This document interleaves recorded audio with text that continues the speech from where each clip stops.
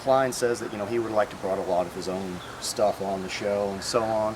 But the whole thing is, we think that if he were to use large spikes like this, like we find all over the battlefields in Japan, such as the samurai, certain ones use these as well, not just ninja, or shinobi, to be politically correct here, which could be a samurai as well.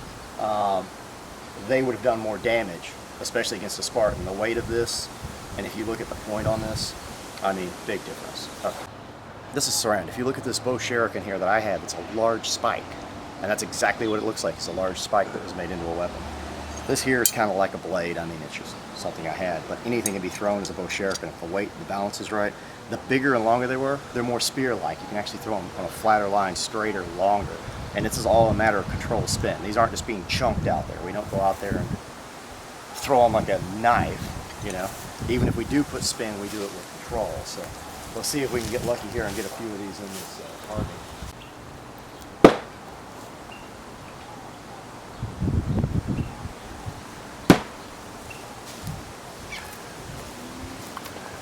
And I'd say that's about the eyes of the Spartan right here.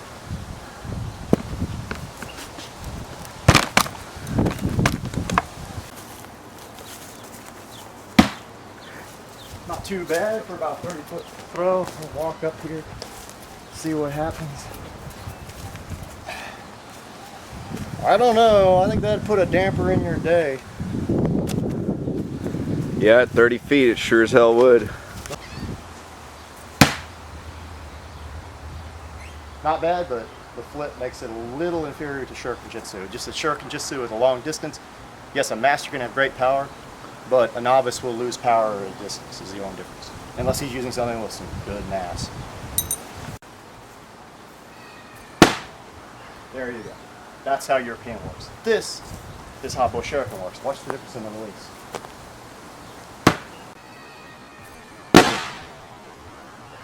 There you go.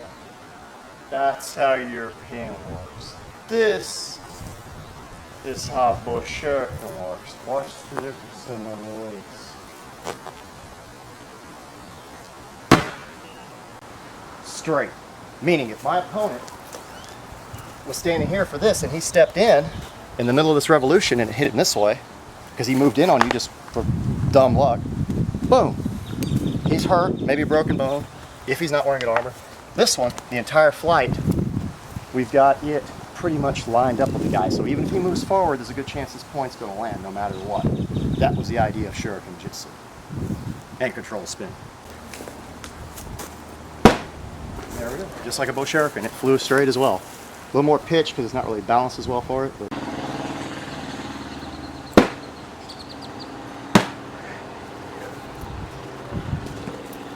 yeah, my left hand's a little shabby, but we've got a good penetration here. I would say that would be about where the eye would be if I was looking at the top of the helmet right there. See, this is what I was picturing with his nose right here. That's about his eye spot. Not too shabby for about 15 feet. So I guess these little ones could be lethal if they were timed right and used properly. We'll test that later. And you know the best time to use this is if you're squaring off fighting. Have it hidden instead of your weapon. And use it when you know you're not going to miss. And you can get full power. Just like that. Here we go. That look pretty good or not? Yeah. You want to film this?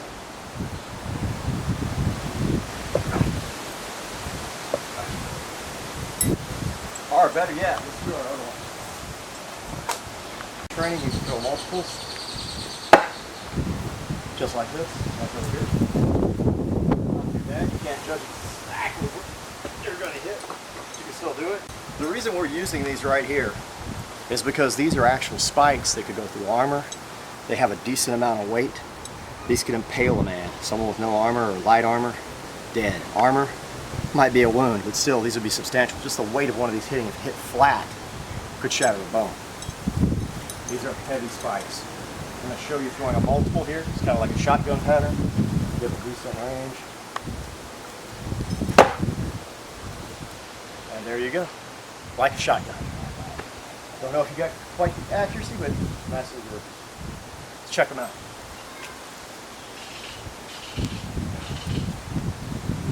Not bad.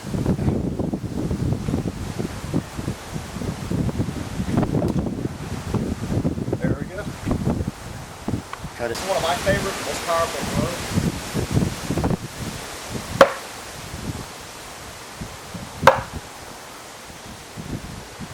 If you want to see some power, come check this out. These are embedded. This one is like nailed.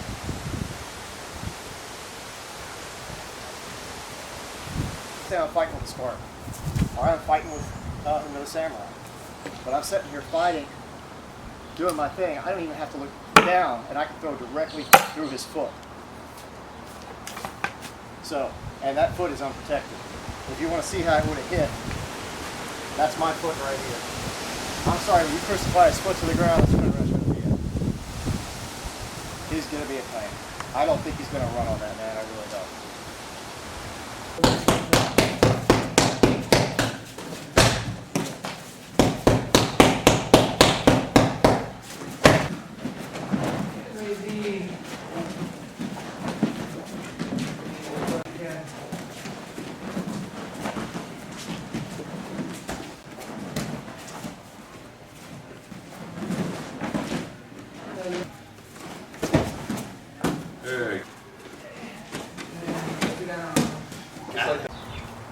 Okay, we're doing the same kind of thing here, and I could be reaching in here to grab it or have it hidden already and out. But we're going to see if he can block a bow shuriken to the eye. That's basically what we're trying to do here. So basically, I'm squared off, I'm fighting. I'd have this in good, but I have the pan, so you see it, so I don't want to get close to it. But I'm going to throw, and he's just unsuspected, and we're going to see if he actually has time to react. Let me show you a little bit more. Lower it a little further from the face. You're going to get your goggles on. There we go. He's going to try to snap up and block it as quick as he can and see if he can stop him from doing this. Get pretty good on that. It just doesn't fly full speed. We're going to hit you. That just hit him in the hat. So it would have hit him in the head. He did kind of block that. Like I said, we're being honest with these tests. We're just trying to see what's plausible. He's standing here. He's ready. See if he can stop it. Oh. Couldn't do that. Did it get you in the eye? Yeah. Okay. These are just to see if you can get it. Because, I mean, this is his big vulnerable target that we know of would be the face, and that's about it. So I'm sitting here, I'm doing my thing, got the katana, and then he got that one. That one he actually blocked. But the thing is, we're trying to see if he's suspected or not. If he can even, if I can pull it off, but he can't tell. So if I do it properly, oh, right in the eye, right? Yeah, right in the eye. So he can't block every time he with the shuriken. And I'll show you something else. Even if he's knowing how to do it, and I had it back here and showing it to him, it's still a major distraction in any event. Okay, most Spartan Xiphos were usually anywhere from 12 to 15 inches long. We got a 15-inch blade here, and my good friend Scary Larry helped us create this. We wanted an iron sword, not something like you would go and get. This was very difficult to get him to help us with this, but we finally explained what we wanted. We didn't want it to last forever like a modern blade, have the perfect edge forever and all that. We wanted a really good edge that would kill people, maybe not perform as well, you know, against steel and armor and such, or hold its edge forever, but it would be basically what the Spartans had, because they had iron weapons, and through case hardening and beating on them, from what I found out from Barry Jacobson, that there would be some steel in the edge and so on. So that's basically what we've got here. So I'm going to go ahead and I'm going to do a cut like I did in the other video, a back edge cut. This is more of a hacker than what they used on there. We have a little more width on it. It's a U-shaped blade like they used in all the arrows. I'm going to go through this way and come back around and cut the thing this way. So we'll see how this turns out. And as you notice, as I'm coming in, this looks like I'm hitting the flat of the blade until I hit. And a lot of people told me in that other video that that's what I did. Right? So that's why I chose to do this type of cutting. So let's see how this blade performs here. Oh, we knocked it over. But as you see, it went clean through it. Let me see it. Need a better jug. You know what, I'll try. Screw it, guys. We don't redo stuff. I'm going to try cutting through here. And it wasn't long enough, but guess what happened? I'd say we got a really good edge here. I want to check the limb chopping ability here, because like I said, this thing feels nice. It's a nice balance, and it feels like you could hack through bone.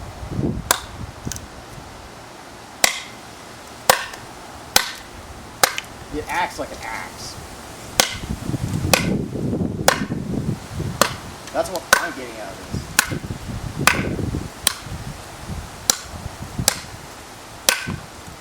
Are you seeing it or not? Oh yeah.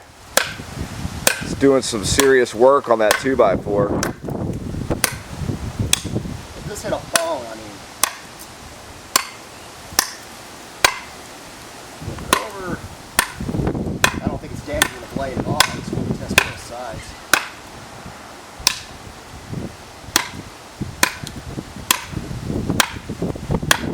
I don't know, but I think the power it has is chopping like an axe. That if you get a shin or something unprotected, or a forearm, or a hand, or anything, it's going clean to the bone. It's going through the bone. The way it's shaped and the balance and the weight, it's nasty. Especially the thrust, I can imagine with the width of that, through anything that it can pierce, it would be nasty as hell. Especially niches inside the leg on the samurai, under the arm, you know, anywhere. This is mostly cloth here. Sometimes the waist was a lot weaker. I can see this doing some serious damage. And we haven't lost hardly any edge at all. If I had some paper, I would show you, but we still have a nasty edge here. And this is not quality like a modern sword you would buy at the store. This is iron with case hardening. That's about it. And it's putting out a massive, massive blow here, and it's keeping an edge. Yeah, we decided to just go ahead and test this a bone out about the size of a human bone. This is out of a hog, wild hog. Let's see how it cuts it. God damn, it shattered it. It cut too. It did? It cut? Let me see It it. actually did some cutting, but not much. You're right, it more of a break, but it didn't do any damage to the blade hardly at all. Well, I want to see this up close. There you go. But it did go through. The weight I kind of figured would do it no matter what. It cut into the actual board though. Oh man, I saw that thing turn to Check this out though. dust. It actually cut into the actual, well, it's kind of a dried bone. If we had a wetter bone, it would have been more of a cut. But we actually got a cut into the actual 2x4 when I went through it. So if you ask me, it didn't damage the blade. It holds up pretty well. I just don't know what it's going to do against actual steel or iron. I'm going to try to stab through this barrel here, which is very difficult. I had trouble doing this with a longsword. We'll see what we can do on how good this pierces. Oh! God, man, that's this is awesome. Hard to pierce, I wouldn't lie to you. But look at the length of the size of that wound. Dude, if this went in your body and I pull this out, I hate to say this, but the width of this blade, the thickness it had to be for it to withstand, you know, since it was a weaker blade, that's a lethal wound. I mean, if it only went in this far, you're going to have blood everywhere quickly. It's a quick bleed out. Okay. The only culture that I would be testing budded male, this is small rings at a higher gauge, like a 14 gauge, even though this is 4-in-1, a lot of it was done in different patterns, would be for the Japanese. The reason why the Japanese, even though they had raised rings, they had riveted rings as well throughout history, pre-16th century, there were a lot of male and a lot of times plates mixed in. Well, we're not really testing the plates, we're testing the weaker areas where it budded, because I really don't like budded male. They didn't use it in Europe. I know I said no one used it. One place that was used is in Asia. If you see budded male in Asia, it could be authentic. If you see budded male over here and they tell you it's an old piece of armor, they're full of crap. No one in Western Europe or Northern Europe or anything used budded male. The only people who would have is probably the Japanese. So we're going to see this and see what this Zyphos will do to it. Remember, it's not the same quality as like a katana or a your quality sword. It's iron with a little bit of a steel base to it. So we're going to see if it damages the male and if it does any damage to the edge. So let's try this out real quick.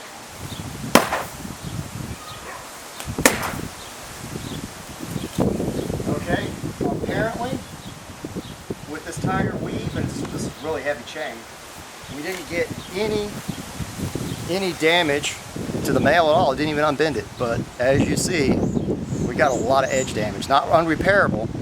We're talking about damage where this wouldn't be cutting like it would before. It'd be more of a club now.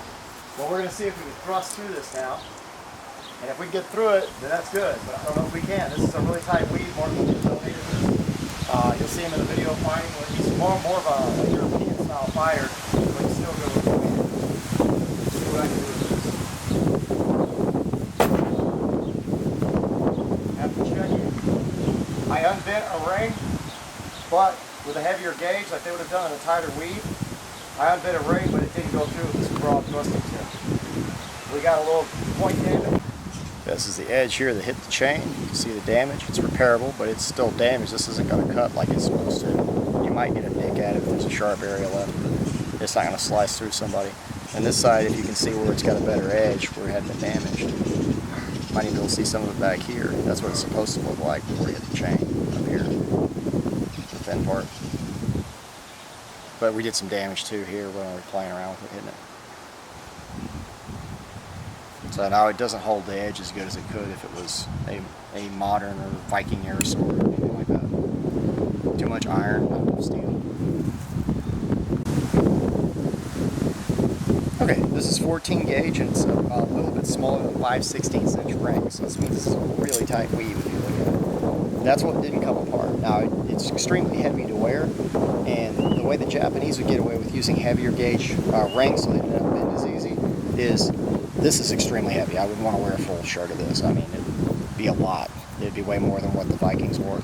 But the whole point is, what they would do is they would mix in plates, and the little iron plates would cover certain sections of the body, and they'd be mixed in, joined in the chain.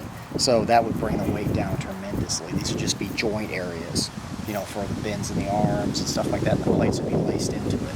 Instead of having lamellar where it's laced together with silken cord or something, it would actually be joined together by rings. And there's all different kinds of patterns. This is a 4-in-1 European pattern, but it was the best thing we had to test that we had equivalent to it. I don't want to spend a lot of time on this, but I just want to say this double-edged blade is great for thrusting, but it also has a back edge, so you can reach around, cut. But you can see what I'm saying. I'm reaching around doing this draw cut if somebody didn't have armor on. It doesn't do much to the tree. It's a green tree too. But they say that they did not use the back of the edge, and that you can't always hit it.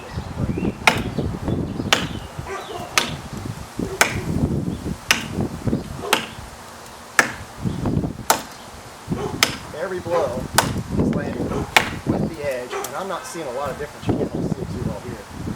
You might need to bring the camera in. Yeah, let's zoom in on that. I'll try to hit more towards the front. Yeah, I'm getting hit with wood chips over here. I'm using different angles trying to cut a wedge in the tree, but I'm not hitting with the flat of anything. I'm hitting with the actual edge. That would be way more effective than just reaching across and cutting something.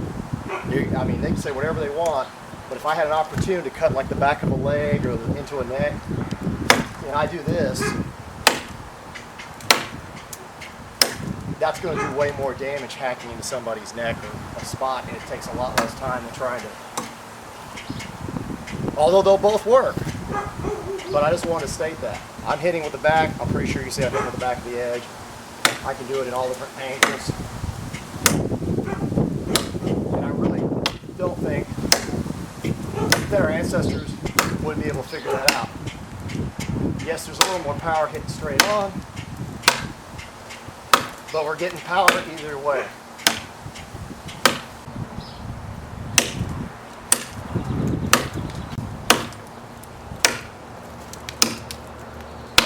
Have you seen it?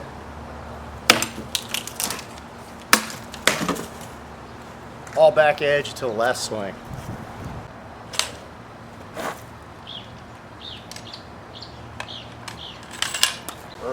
Okay, what I wanted to say is, with a Xiphos, this is a lot poorer quality than a katana, that the ARMA is correct. I don't believe even historically the Vikings would try to block everything on their shield. The Spartans would try to block everything on their shield. But if they were going to block, they would block like this. They would block just like that, if you see what I'm saying. I caught it here. Now, the reason they wouldn't have blocked this way is, this is the very reason why. If you look what we got here, it cut into the actual blade. Now, to explain this, this is a lot poorer quality. What did it do to your sword? Nothing. I don't see any damage whatsoever. So that would have been a good simulation between the katana and this. But if we had equal quality blades and we actually hit our blades together, it would have damaged both blades badly. So what we're trying to explain is, yes, the ARMA is right. They would have blocked with the side of the blade like this, and as you can see, this is poor quality because it actually cut into the side of the blade slightly. But the edge would have been undamaged, and we could actually cut through cloth, cut through flesh, and not have big old gashes in it like this that are ridiculous. That's what we're trying to explain.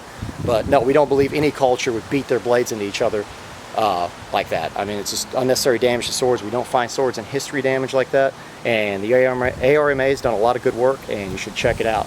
But even the katana, when they teach us in Bujinkan, if he was swinging at me, we block with the side a lot of times, or we block with the back. He's coming over here. We'll block this way and then cut.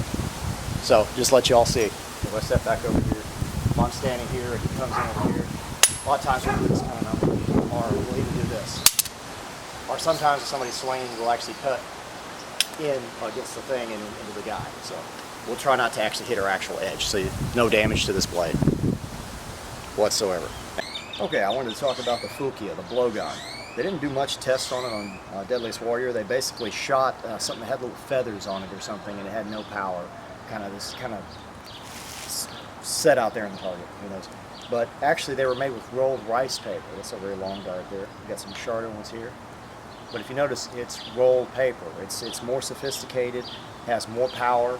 It's not like something with a little bit of feathers that just barely goes down a tube and with a little quill on it or something. These will bury up in flesh, they'll bury up in bone. These will put an eye out in the throat. They'd be extremely painful.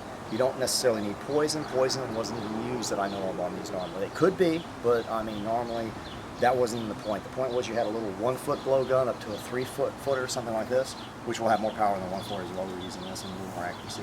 But it could be pulled out of your gi-top, shot directly into, you know, an opponent's face or eye quickly. They don't see much. With short, it comes out. It's just right there. You don't even see someone's pointing at you if you have a short one. But basically, they also had darts they put in their mouth. Those were a different type, and I think that's what they were talking about on the show. I don't even know if they were talking about Fukia. The proper term is Fukia. These were also a game in Japan where people would shoot darts for either hunting or for sport. So the ninja adapted this as an actual weapon because it was a surprise weapon or a concealable weapon that could cause enough damage to, whether you kill the guy or not, to put him off guard, put out an eye, wound him bad enough to kill him in battle, because it would be a total surprise out of nowhere.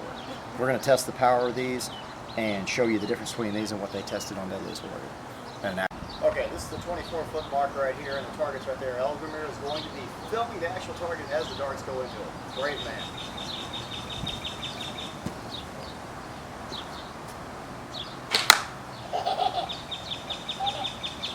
I'm shooting about head level. If I was aiming for like a face or something from this distance. And that was a little too much. How did it look? Well, we got some nice penetration here. What did I do with the pliers? And as we can see, we're going to show you the exact depth because I'm going to grab it at the point if I can where it went in.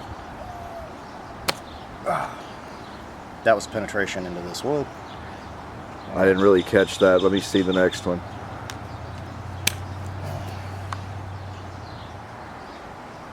Yeah. And these were made out of nails because I didn't have anything else better at the time to make them out of. This is a hard piece of music wire.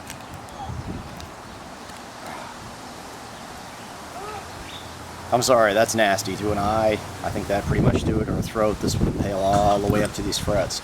I don't think you'd want to be fighting. Okay, we're going to see what it does to this Varensteiner can. We're going to shoot it and see what kind of penetration we get. See how for fun, pretty much.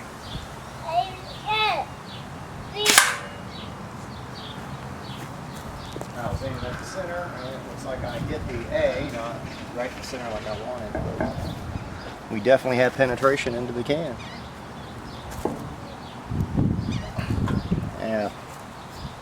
Where's the... See how deep we actually got into this?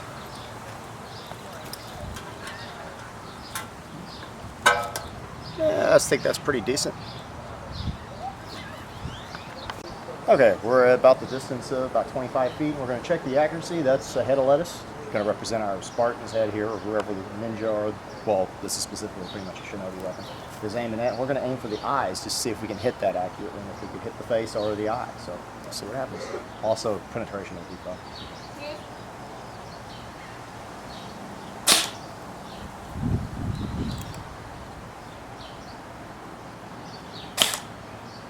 Yeah, close enough.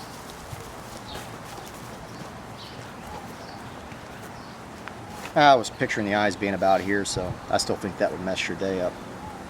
And let's see if we can get them out. It's kind of hard to pull these out without pliers or something, but I don't want to mess up the darts if I can help it for later. But I'm sorry, but this one's kind of ruined now. But we had penetration all the way, so I think through an eyeball, you're not seeing again. It's over. If one of these hits your eye on a quick, that it could even be done closer would be much easier than this. Unsuspectedly at that speed, I don't even think you'd have time to move your shield in the way. Okay, I'm standing here with Broken, and I can put this in all different positions. I can stand in any kind of posture, Jamoji, Ichimoji, you know. And the thing you don't notice is right here, I've got a weapon that I can put out an eye. Mine or yours, Thrand? Yours.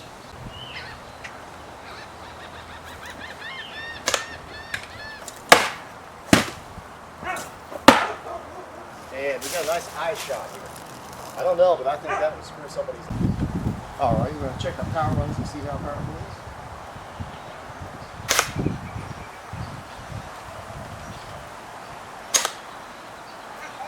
Not bad. You hit the face area. This one hit a hole that was already there. This one is in there solid. I honestly believe this one, it's going to take pliers to get it out. I'm pulling the whole board back because this thing's heavy. That's in a good half-inch or so in this board. This one, I can get out because it went into a previous hole from us throwing axes. This one here, this would be in the skull. This ain't coming out easy. I can't get it out without pliers, I don't think. What do you think, guys? That's nailed in there. Yeah, I can't get it out without destroying the dark. I marked this board right here, and we're going to try shooting for about face level, about right here, from 50, 60 feet. I'm not sure if I can hit it, but we'll sure try, and we'll see what kind of penetration we got, and if this weapon would be effective at it. I think it's probably thanks, great. So let's see what we can do. I'll see if I can hit that. Because I don't see why a guy in hiding in foliage or something, he could be much closer than this and you wouldn't see him and he wouldn't have to come out to get a good shot.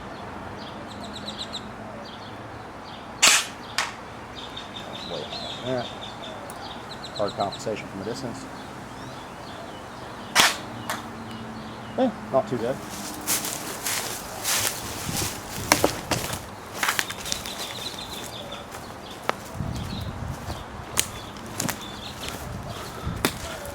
This one was kind of off, but we got a nice shot down here. And I'll try to get it where it was so you can see the penetration. It went in about a half an inch, and this is really hard wood. I don't know if y'all can tell. If I can get it out. In a body, that would go all the way in, all the way into the cone. Not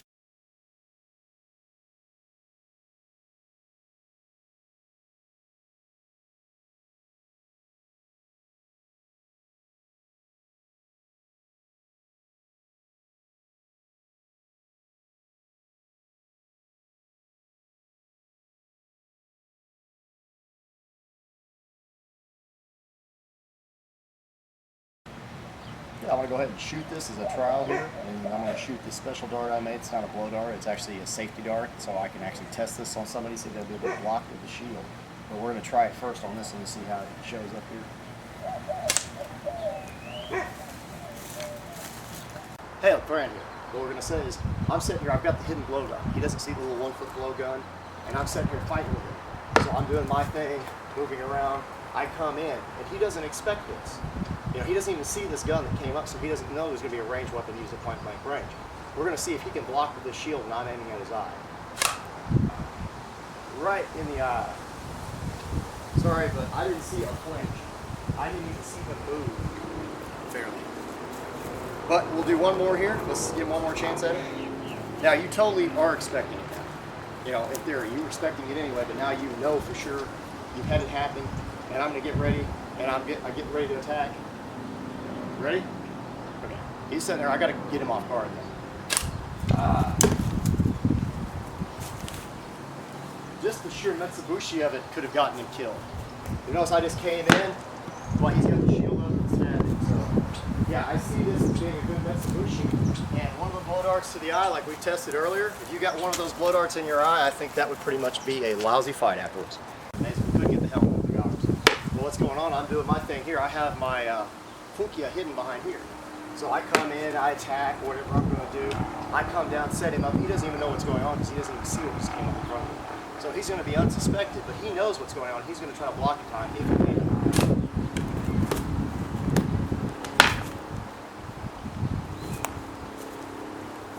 You didn't block, did you? No, I didn't hit it. Right on the eye. Right on the eye, direct hit. So I do. I mean, I'm doing everything I can. It's just Okay. it's too heavy. If it was the Viking shield, I might actually have a chance. Okay.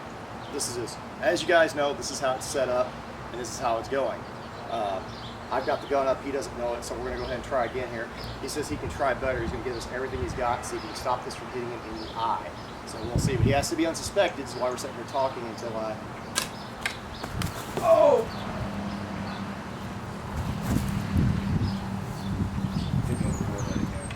Ah, I did? Yeah. The distraction was enough. It's recording. Hey, Thrand here, and Hail, Eldgrim here. what was your opinion? Could you block with this shield being? This is the lighter end of the scale. They said the shield weighed 24 pounds in the show, which we couldn't even get a head punch with a 24-pound shield. You can't get it up over with the rotor in your arm to throw it. No. But do you think, is there any chance in hell that he would block that even at a longer range? No way. Not a chance. So he could use even a longer gun probably and come up to the fight and shoot him in the face and start him off. You know what? This is just way too heavy, even at 15 pounds, that by the time, my reaction time's too slow. I can't do it. And was There's it a no way. distraction? Yes, it was. It was Metsubushi all the way. Yeah, because I could get under the shield each time when he did that and cut if I really wanted to. I was just trying to sit here and see if we could get this blocked. That's why we did it so many times, and every single time he failed. They didn't test with a person. They just judge the velocity of something and decide what range it's unblockable. I don't think that's really a factor, because also, in theory, this Spartan wouldn't even know I had this. I know this gun's not good over 30 feet or so, I mean really good and accurate, but he'd never even know I had it. I don't even have to be that far away, and I can pop him right in the eye. Perfect distraction. That destroyed the eye and the pain he'd be in. You can't tell me you're not going to be able to finish it. I can't buy that one. I just don't see it. Yeah. Is that good? It's good. We need to do the chop stick thing. All right, we're going to try to see how much power I can get behind this thing. Oh, doesn't seem to have done anything to our center block. And as you know, we tested our weights with different weights, and it literally actually destroyed the brick. It knocked pieces out of it, it shattered it. So the Extraordinary was putting way more damage out than the shield. Stop. Okay, we're going to try that crazy shot they did, which would leave you wide open if you're looking here. I mean, I'm freaking crazy if I try this on somebody. But let's say I was lucky enough to get in and try to do that. We'll see how this works. This actually weighs 16 pounds. It weighs about as much as the Vatican shield or a little more that's actually on exhibit. So let's see what happens here with this same blow and see if I can get any kind of power. I can barely raise it up, but we'll see. Well, other than nicking the edge of the shield slightly, which they bent theirs in the show doing it, I'm not seeing all this tremendous power. It's more of a push. That's what I'm getting out of this. Let's try one more time with the punch, see if we can get anything done with that. Try the punch, see if we can actually do some damage. I'll try a little lower.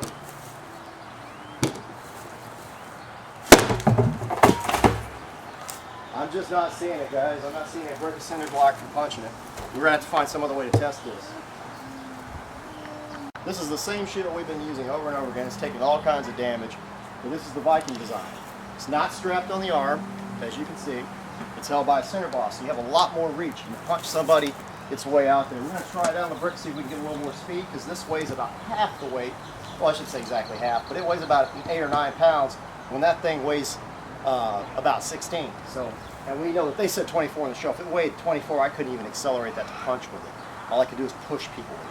So let's see. That's probably what they did. They probably pressed people with it. Let's see what this does to the center block. I'm going to give it everything I got. It's good. You see how fast this moves compared to the other one. Whoa. I didn't see a break, but did you see the difference in what it did to the brick? I mean, did you see how the brick actually moved? I'm sorry, that was totally different than from the other and barely knocked it off. Alrighty, what I'm going to do here is we've got a jug of water. Now, I had a friend of mine who actually brought this up, and I'm telling you by the way it feels, I can add weight to that shield. It's not going to increase how fast it moves.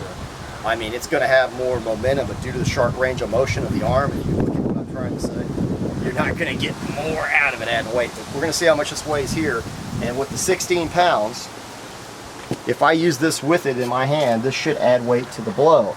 And a bottle of water should weigh about 8 pounds. 8.5. That's a gallon of water. So between that and the shield, it should be right at 24.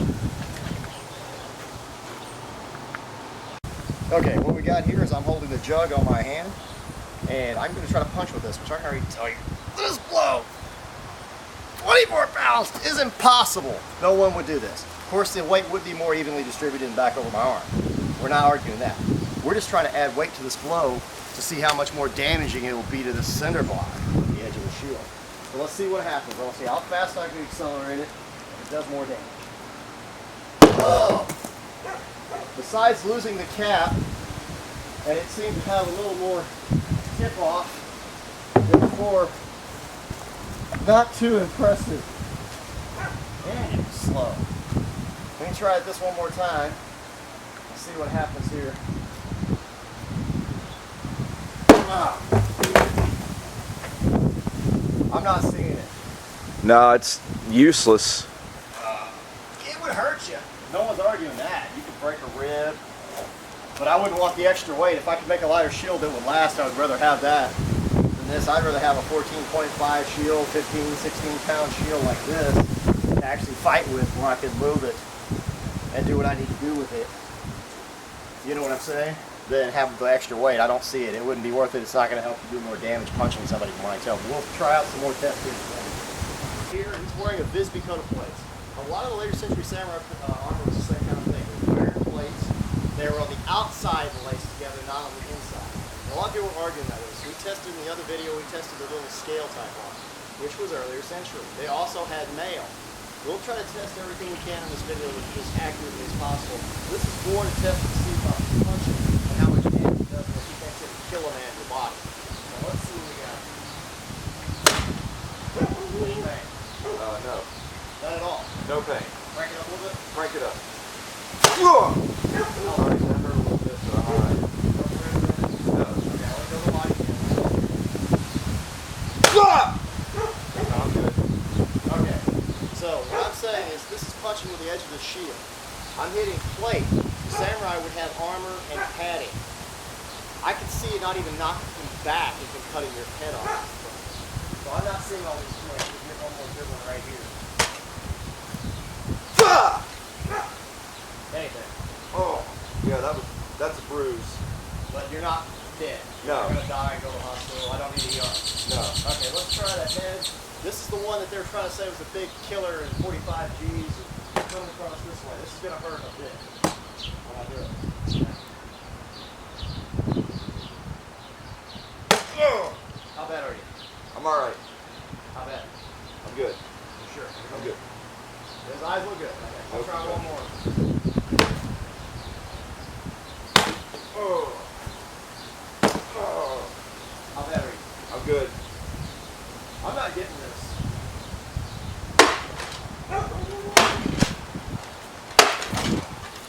I can see pushing it back. I don't see killing a man in armor. I'm sorry.